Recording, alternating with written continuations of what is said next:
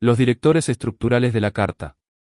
Si llegaste hasta aquí, ya tienes una comprensión de los ejes que muy pocos estudiantes de astrología alcanzan. Ya sabes que los ejes son el esqueleto de la carta natal. Ya sabes cómo funcionan las polaridades, cómo se cruzan los dos ejes entre sí, y qué ocurre cuando hay planetas ubicados directamente en esos ángulos. Hoy vamos a entrar en algo que en muchos sentidos es todavía más importante que todo eso, aunque es menos visible y menos intuitivo de captar al principio. Hoy vamos a trabajar con los regentes de los ejes. Y quiero empezar aclarando algo que puede generar confusión si no se entiende bien desde el principio: los regentes de los ejes no son lo mismo que los planetas en los ejes. Un planeta en un eje, como vimos en el capítulo anterior, tiene fuerza accidental. Está en el lugar más visible de la carta. Opera en superficie. Se expresa de forma intensa e inmediata. Un regente del eje, en cambio, es el planeta que gobierna el signo que está en la cúspide de ese eje. Y ese planeta puede estar en cualquier lugar de la carta. Puede estar angular o puede estar en una casa cadente. Puede estar bien aspectado o puede estar bajo tensión. Pero independientemente de dónde esté, ese planeta es el administrador, el director, el que tiene la última palabra sobre cómo se expresa ese eje en la vida de la persona. Y aquí viene algo que puede sonar contraintuitivo pero que la práctica confirma una y otra vez.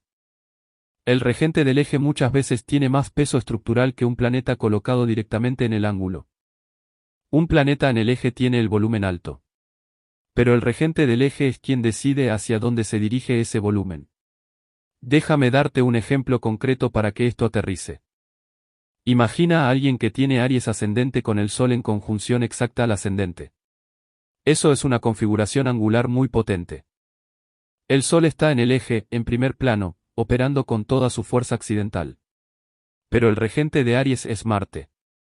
Y si ese Marte está en Capricornio en la casa 10, por ejemplo, toda esa energía solar que está en el ascendente va a expresarse en términos de construcción de carrera, de ambición, de estructura. El Sol brilla, pero Marte dirige. Y la dirección que Marte imprime es tan importante como el brillo del Sol, si no más.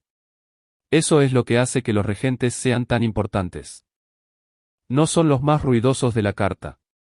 Pero son los que tienen las llaves del coche. Los planetas en los ejes son los pasajeros visibles. Los regentes son los que están al volante. En este capítulo vamos a ver cómo se calcula el regente de cada eje, qué significa cada uno en términos de dirección de vida, cómo se relacionan entre sí. Y cómo leer la red de influencia que crean cuando se conectan con otros planetas y con otros ángulos.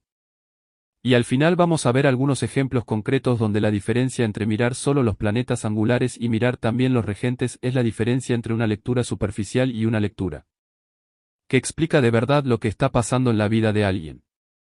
Bloque 2. Principios generales, cómo se calcula y qué significa ser regente. Antes de entrar en cada regente por separado, necesito establecer las bases técnicas de cómo se trabaja con ellos, porque si esta parte no queda clara, todo lo que viene después se vuelve confuso. El regente de un eje es el planeta que rige el signo que está en la cúspide de ese eje. Si tienes Leo ascendente, el regente del ascendente es el Sol, porque el Sol rige Leo. Si tienes Capricornio en el MC, el regente del MC es Saturno. Si tienes Libra en el descendente, el regente del descendente es Venus. Eso es directo. No hay interpretación que hacer ahí, es una asignación técnica. Ahora bien, no todos los regentes tienen el mismo peso en la carta. Hay una jerarquía muy clara: el regente del ascendente es el planeta más importante de toda la carta natal. Ese es un principio que viene de la astrología tradicional y que se mantiene completamente vigente en la astrología psicológica moderna. El regente del ascendente es el director general de la vida. Es el planeta que colorea todo, que define la dirección fundamental de cómo esa persona navega su existencia. El regente del MC es el segundo en importancia. Gobierna la vocación, el camino público, la reputación y el legado. Es el director de la dimensión del propósito visible. El regente del descendente es el tercero. Gobierna las relaciones, las asociaciones, el matrimonio y todo lo que tiene que ver con el vínculo con el otro. El regente del IC es el cuarto. Gobierna las raíces, el origen, la familia y el mundo interior profundo. Esa jerarquía no significa que los otros tres regentes sean irrelevantes. Significa que cuando estás leyendo una carta y necesitas priorizar, empiezas siempre por el regente del ascendente. Y luego, dependiendo de que sea lo que la persona esté atravesando, miras el regente del eje que corresponde a esa área de vida. Hay un concepto técnico que quiero introducir aquí y que viene de la astrología medieval pero que sigue siendo útil hoy, el almutén de la carta. El almutén es el planeta que tiene más dignidades esenciales en los puntos más importantes de la carta, especialmente en los ángulos. Y cuando un mismo planeta rige dos o más ejes, ese planeta automáticamente se vuelve el almutén, el planeta más poderoso de toda la estructura. Si alguien tiene Escorpio ascendente y Aries en el descendente, Marte rige ambos ejes. Ese Marte es el almutén. Todo pasa por Marte. La identidad y las relaciones están bajo la misma administración marciana. Ahora, la fuerza del regente no depende solo de qué ejes gobierna. Depende también de su condición en la carta. Y aquí entran varios factores que necesitan evaluarse en conjunto. Primero, la dignidad esencial. Un regente que está en su propio signo, en exaltación, tiene una fuerza intrínseca que un regente en exilio o en caída no tiene. Un regente del ascendente que está en su domicilio puede hacer cosas que un regente del ascendente en detrimento no puede. Eso no lo hace mejor o peor como persona. Lo hace más o menos capaz de expresar la función de ese eje sin fricción interna. Segundo, la casa donde está ubicado. Un regente del ascendente en una casa angular tiene más capacidad de acción directa que un regente en una casa cadente. Un regente del MC en la casa 10, en su propio territorio, tiene una fuerza que un regente del MC en la casa 12 no tiene de la misma manera. Tercero, los aspectos que recibe. Un regente bien aspectado, con trígonos y sextiles de planetas benéficos, tiene recursos. Un regente bajo tensión, con cuadraturas y oposiciones de planetas maléficos, tiene desafíos. Eso no lo debilita necesariamente, pero sí define el tipo de fricción con el que ese regente tiene que operar. Cuarto, si el regente está retrógrado.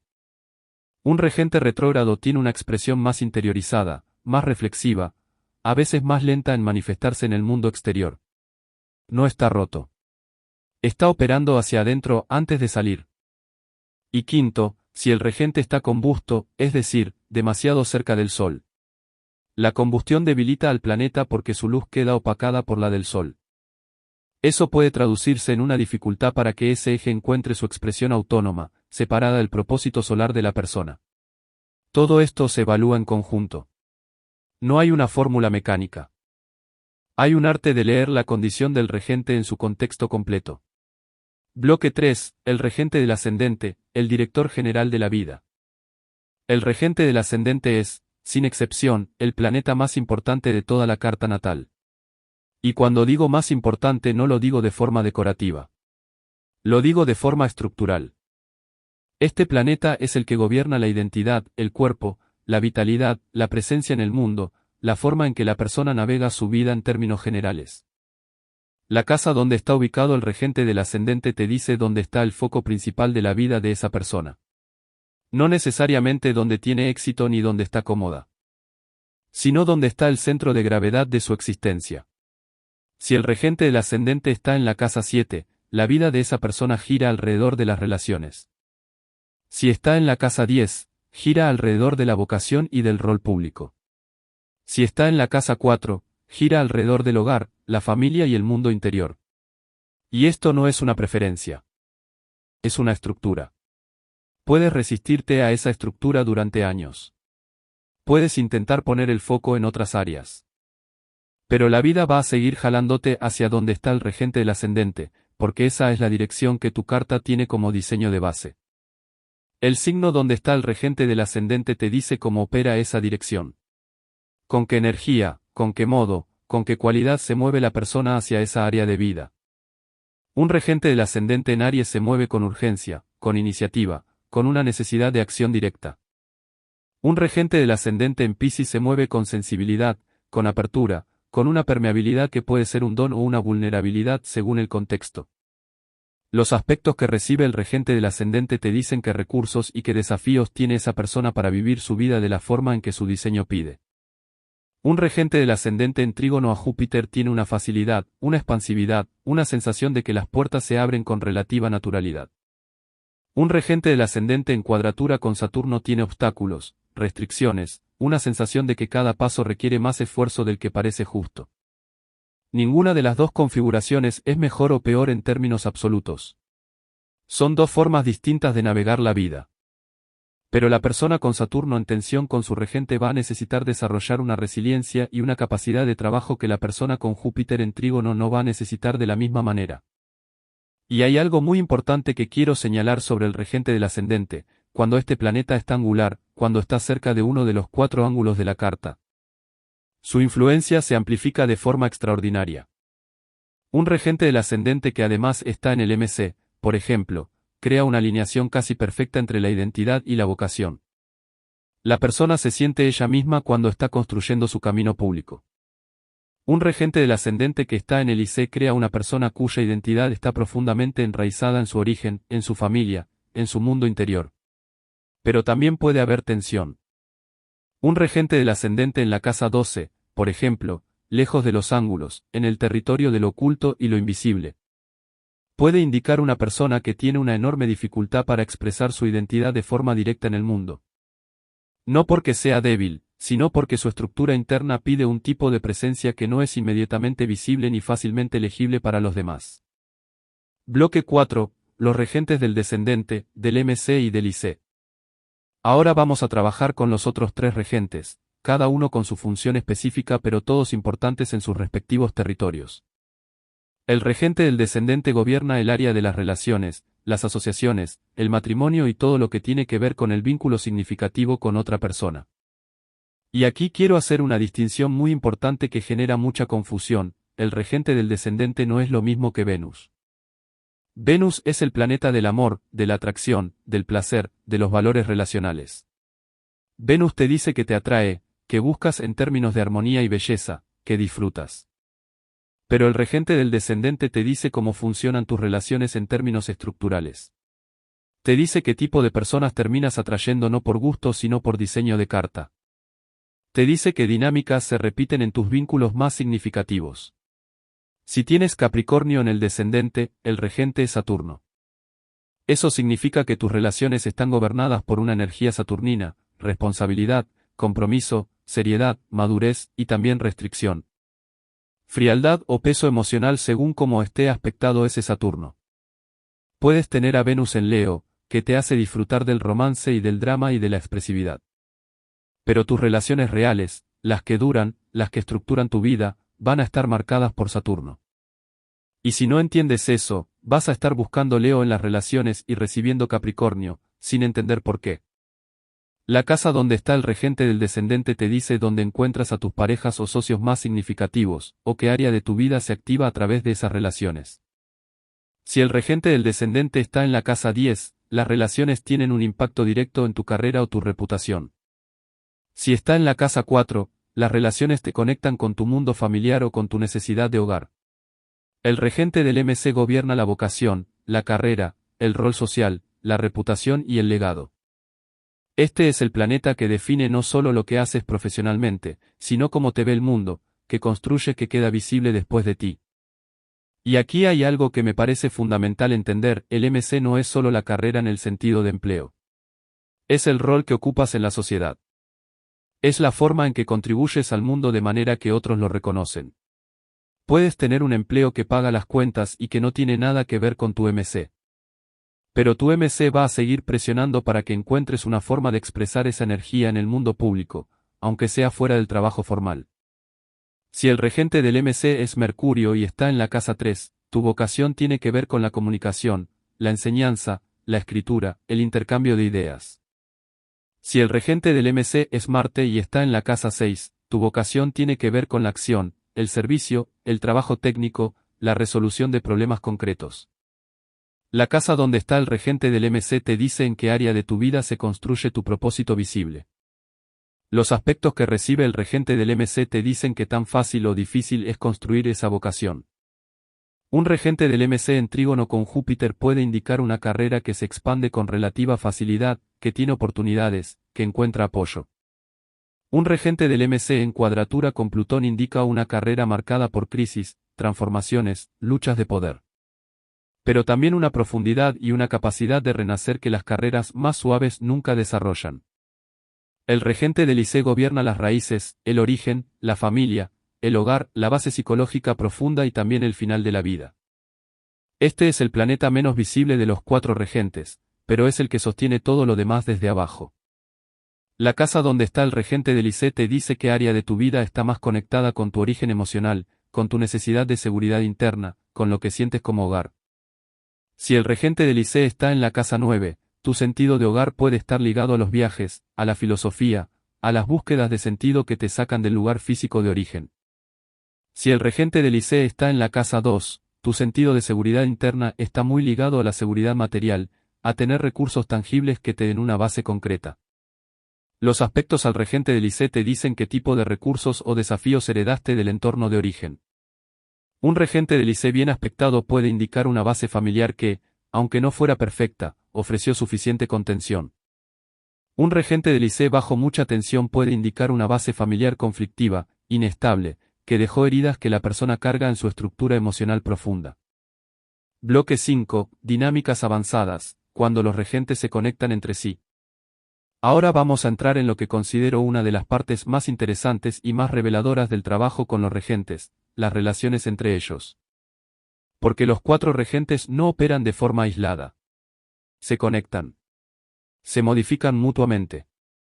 Y cuando entiendes esas conexiones, entiendes dinámicas de vida que de otra manera quedan completamente invisibles. La conexión más importante de todas es la que hay entre el regente del ascendente y el regente del MC. Esa es la relación entre la identidad y el propósito, entre quién eres y qué construyes en el mundo. Y la forma en que esos 2 planetas se relacionan entre sí te dice si hay coherencia o si hay tensión entre esas 2 dimensiones. Si el regente del ascendente y el regente del MC están en trígono o en sextil, hay una fluidez. La persona puede ser ella misma mientras construye su camino público. No tiene que fragmentarse. No tiene que ponerse una máscara profesional que contradice quién es en privado. Si están en cuadratura u oposición, hay tensión. La persona siente que lo que el mundo le pide, lo que su vocación requiere, está en conflicto con lo que ella siente como auténtico. Puede construir una carrera exitosa pero sentir que está traicionando algo de sí misma. O puede ser completamente fiel a su identidad pero nunca encontrar una forma de traducir eso en un rol social que funcione. Y si están en conjunción, si son el mismo planeta, hay una alineación casi total. La identidad y la vocación son prácticamente la misma cosa. Estas personas no pueden separar quiénes son de lo que hacen en el mundo. Eso puede ser una bendición o una trampa dependiendo del grado de conciencia con que se navegue. Otra dinámica muy significativa es la de la recepción mutua entre regentes. La recepción mutua ocurre cuando 2 planetas están cada uno en el signo que el otro rige. Por ejemplo, si tienes a Venus en Aries y a Marte en Libra, hay una recepción mutua entre Venus y Marte.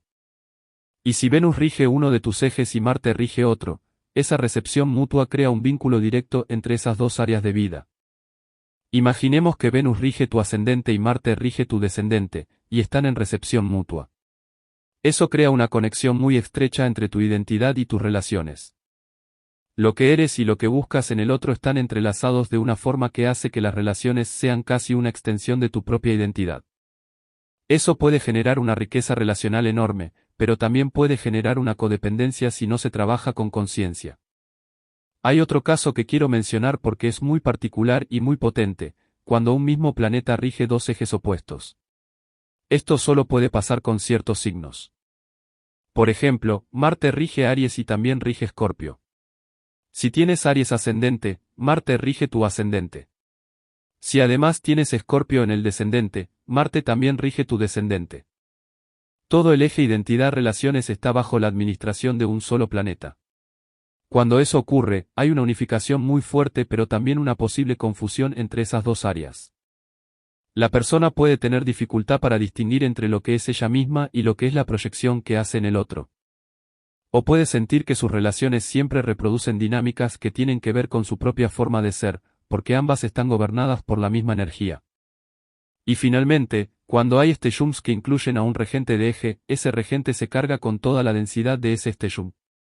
Si tienes el regente del MC en un stellum en la casa 8 con Plutón y Saturno, tu vocación va a estar marcada por temas plutonianos y saturnianos, transformación, profundidad, responsabilidad, poder, crisis.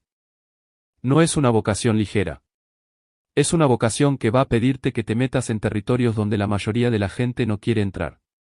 Bloque 6. Cadenas de disposición y el dispositor final. Ahora vamos a entrar en uno de los temas más técnicos de todo el curso, pero también uno de los más reveladores cuando se entiende bien, las cadenas de disposición. Una cadena de disposición es la secuencia que se forma cuando sigues al regente de un planeta hasta su propio regente, y así sucesivamente, hasta que llegas a un punto final. Por ejemplo, si tienes el Sol en Tauro, el Sol está dispuesto por Venus, porque Venus rige Tauro. Si Venus está en Géminis, Venus está dispuesto por Mercurio. Si Mercurio está en Aries, Mercurio está dispuesto por Marte. Y si Marte está en su propio signo, Aries o Escorpio, Marte es su propio dispositor. La cadena termina ahí. Marte es el dispositor final de esa cadena. El dispositor final, cuando existe, es el planeta con más poder estructural en toda la carta, porque todos los demás planetas en esa cadena terminan remitiéndose a él. Y cuando el regente de un eje está en una cadena que tiene un dispositor final claro, ese dispositor final tiene influencia directa sobre ese eje aunque no lo rija formalmente. Hay cartas donde no hay un dispositor final único, sino que hay dos o más planetas en recepción mutua que forman un ciclo cerrado. Esas cartas tienen una dinámica distinta, no hay un solo centro de poder, hay dos o más planetas que se sostienen mutuamente. Y hay cartas donde todas las cadenas terminan en un solo planeta. Ese planeta, llamado el dispositor final de la carta, es el planeta más poderoso de toda la estructura. Todo pasa por él. Y si ese planeta es además el regente del ascendente o del MC, la concentración de poder estructural es extraordinaria. Trabajar con cadenas de disposición requiere un nivel de detalle técnico que puede parecer excesivo al principio. Pero cuando lo haces de forma sistemática en varias cartas, empiezas a ver patrones que de otra manera quedan completamente ocultos. Ves por qué ciertas personas sienten que todo en su vida se reduce a un tema central, a un planeta que no pueden ignorar por más que lo intenten.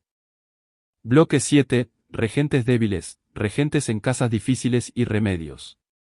No todos los regentes están en buenas condiciones. Y cuando un regente está débil, ya sea por dignidad esencial, por ubicación en casa cadente, por aspectos tensos o por combustión, eso tiene un impacto directo en la capacidad de la persona para navegar ese área de vida de forma fluida. Un regente del ascendente débil puede manifestarse como una dificultad para sostener una identidad clara, para tener presencia en el mundo, para sentir que la vida tiene una dirección que sea genuinamente propia. No significa que la persona esté condenada a la confusión. Significa que va a tener que trabajar más conscientemente para construir esa identidad, porque no le llega de forma automática. Un regente del MC en la casa 12, por ejemplo, es una de las configuraciones más complicadas en términos vocacionales. La casa 12 es la casa del oculto, de lo que no se puede mostrar fácilmente, de lo que opera detrás de escena. Un regente del MC ahí puede indicar una vocación que tiene que ver precisamente con esos territorios, la psicología profunda, el trabajo espiritual, el arte que explora lo invisible. Pero también puede indicar una enorme dificultad para construir una carrera visible, para ser reconocido, para que el trabajo tenga impacto público. La persona puede estar haciendo un trabajo extraordinario y que nadie lo vea. Un regente del descendente en exilio o en caída puede indicar relaciones difíciles, patrones repetitivos que la persona no termina de entender. Una sensación de que cada vínculo significativo trae más fricción de la que parece razonable. No es un veredicto final. Es una señal de que las relaciones van a ser un área de trabajo importante, no un área de flujo natural. Y aquí es donde entra el concepto de los remedios, que en la astrología tradicional tiene un peso enorme y que en la astrología psicológica moderna se traduce de otra manera pero sigue siendo válido. Los remedios tradicionales tienen que ver con fortalecer al planeta regente a través de acciones concretas, trabajar con los temas del planeta, con sus colores, con sus días, con sus símbolos. No voy a entrar en detalle en eso porque este curso está más orientado a la astrología psicológica. Pero quiero decir que el concepto de fondo es válido, cuando un regente está débil. Lo que se puede hacer es trabajar conscientemente con los temas de ese planeta para que su energía se exprese con más claridad. En términos psicológicos, fortalecer un regente débil implica hacer consciente lo que está operando de forma inconsciente. Un regente del ascendente débil se fortalece cuando la persona empieza a preguntarse quién es realmente, qué quiere, hacia dónde va. Y empieza a tomar decisiones desde ese lugar en lugar de dejarse llevar por lo que otros esperan de ella.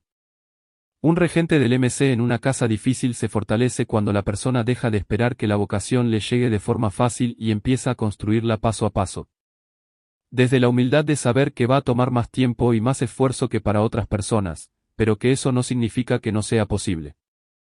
Bloque 8. Regentes en tránsitos, progresiones y retornos. Uno de los usos más prácticos de conocer los regentes de tus ejes es entender qué ocurre cuando esos planetas son activados por tránsitos o por progresiones. Porque cuando un planeta lento transita sobre el regente de uno de tus ejes, no solo está tocando a ese planeta. Está tocando el eje que ese planeta gobierna. Si Saturno en tránsito hace una conjunción con tu regente del ascendente, no solo estás atravesando un tránsito de Saturno sobre un planeta. Estás atravesando una revisión saturnina de tu identidad, de tu dirección de vida, de tu forma de estar en el mundo. Ese tránsito va a durar varios meses porque Saturno es lento, y durante ese tiempo la vida va a pedirte que seas más serio, más responsable, más maduro en la forma en que te llegas al mundo. Va a pedirte que sueltes lo que ya no funciona y que construyas con más solidez lo que sí. Si Urano transita sobre el regente de tu MC, tu carrera va a entrar en un periodo de cambios radicales. Puede ser que dejes un trabajo que llevabas años haciendo. Puede ser que te mudes a otro país.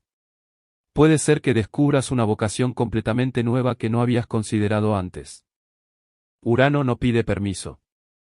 Rompe lo que está estancado y abre espacios nuevos, aunque eso genere inestabilidad temporal. Los tránsitos de planetas lentos sobre los regentes de los ejes son siempre los más importantes de cualquier año astrológico. Son los que marcan etapas de vida, no solo eventos aislados. Y cuando tienes conciencia de qué planeta rige cada uno de tus ejes, puedes anticipar qué área de tu vida va a ser la que más movimiento tenga cuando lleguen esos tránsitos. En las progresiones secundarias, que es una técnica que avanza la carta un día por año de vida, los cambios de signo o de casa del regente de un eje marcan momentos de transformación estructural. Si tu regente del ascendente progresado cambia de signo, estás entrando en una nueva forma de ser, en una nueva identidad que va a desplegarse durante varios años. Si tu regente del MC progresado cambia de casa, tu vocación va a cambiar de enfoque, va a moverse hacia una nueva área de expresión. Y en los retornos solares, que es la carta del momento exacto en que el Sol vuelve a su posición natal cada año. Mirar dónde están los regentes de los ejes en esa carta anual te da claves muy específicas de qué va a ser importante durante ese año. Si tu regente del ascendente en el retorno solar está en la casa 7, ese va a ser un año donde las relaciones tengan un peso enorme en tu vida. Donde gran parte de tu crecimiento pase por el vínculo con otros. Bloque 9. Ejemplos prácticos, cartas reales donde los regentes explican todo. Voy a trabajar ahora con 2 ejemplos de cartas reales, anónimas, donde los regentes de los ejes explican patrones de vida que de otra manera serían muy difíciles de entender. El primer ejemplo es una persona con Virgo ascendente. El regente del ascendente es Mercurio. Ese Mercurio está en Escorpio en la casa 3, en conjunción con Plutón. Solo con eso ya sabemos algo fundamental sobre esta persona, su identidad, su dirección de vida, está gobernada por un Mercurio plutoniano. Eso no es un Mercurio ligero, ágil, versátil en el sentido clásico. Es un Mercurio que va a las profundidades, que necesita entender lo que está debajo de las palabras, que no puede quedarse en la superficie de nada. Esta persona tiene el MC en Géminis. El regente del MC también es Mercurio. Eso significa que el mismo planeta gobierna tanto la identidad como la vocación. Hay una alineación casi total. Y dado que ese Mercurio está en la casa 3, la vocación de esta persona tiene que ver directamente con la comunicación, pero no con la comunicación superficial. Tiene que ver con comunicar lo que otros no quieren ver, con escribir sobre temas difíciles, con ser el mensajero de las verdades incómodas. Cuando le pregunté a esta persona qué hacía, me dijo que era periodista de investigación. Trabajaba en temas de corrupción, de crimen organizado, de abusos de poder. Y que toda su vida había sentido una compulsión a ir hacia las zonas oscuras, a descubrir lo que estaba oculto, a ponerlo en palabras. Eso es Mercurio en Escorpio conjunto a Plutón gobernando tanto el ascendente como el MC. El segundo ejemplo es una persona con Libra ascendente. El regente del ascendente es Venus. Esa Venus está en Capricornio en la casa 4, en oposición a Saturno en Cáncer en la casa 10. Ya solo con esa estructura sabemos que hay una tensión enorme entre el mundo privado y el mundo público, entre las necesidades emocionales del hogar y las exigencias de la carrera. Esta persona tiene el MC en Cáncer, regido por la luna. Esa luna está en Aries en la casa 7, en cuadratura con el regente del ascendente. Toda la estructura de esta carta habla de un conflicto central entre las relaciones, el hogar, la vocación y la identidad. Nada fluye de forma natural. Todo está en tensión.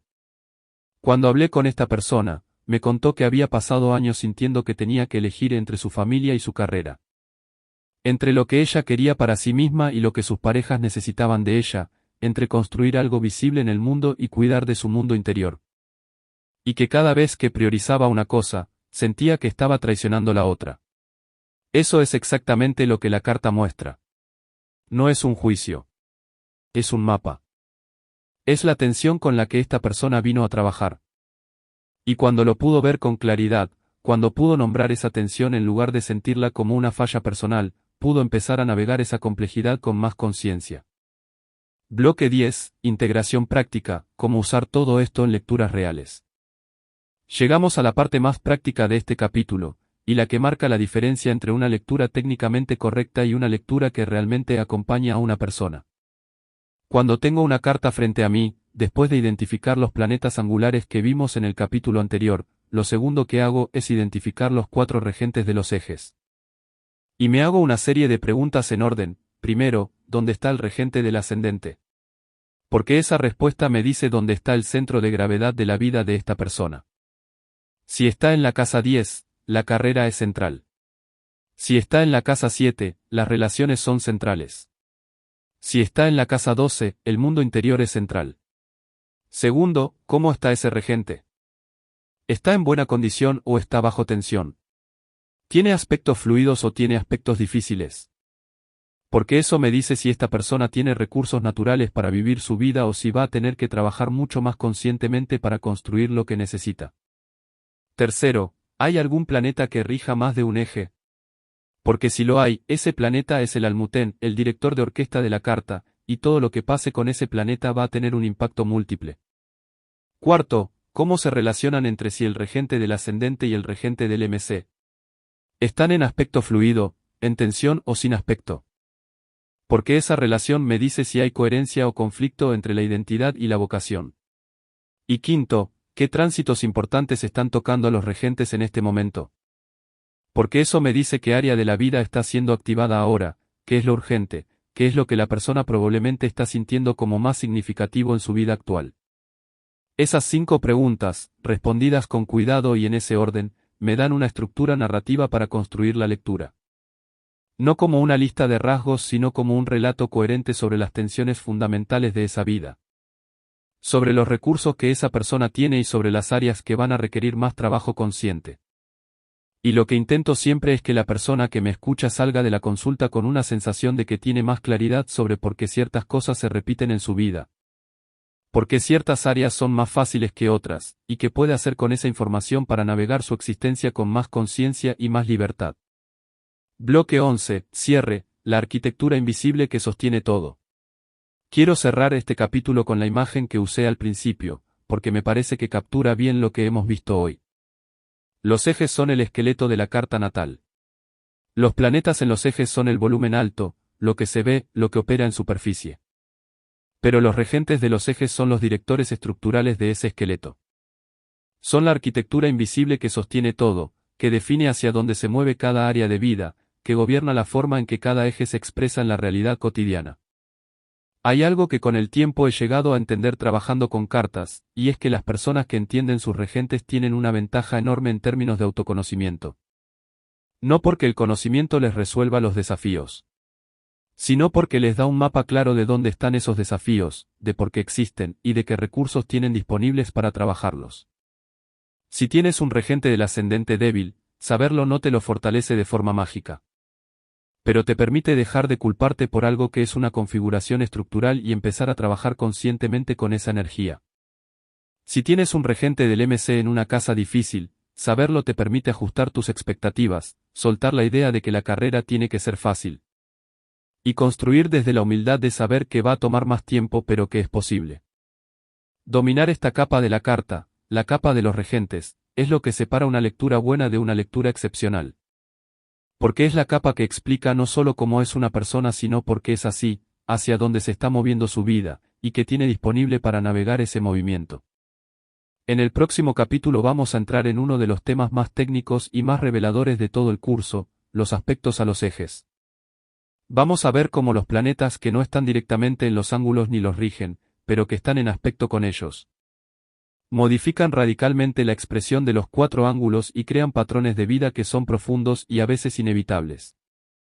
Todo lo que hemos construido hasta aquí, los ejes, los planetas angulares y los regentes, va a ser el mapa que usaremos para entender cómo los aspectos a los ángulos completan el sistema y le dan su forma final.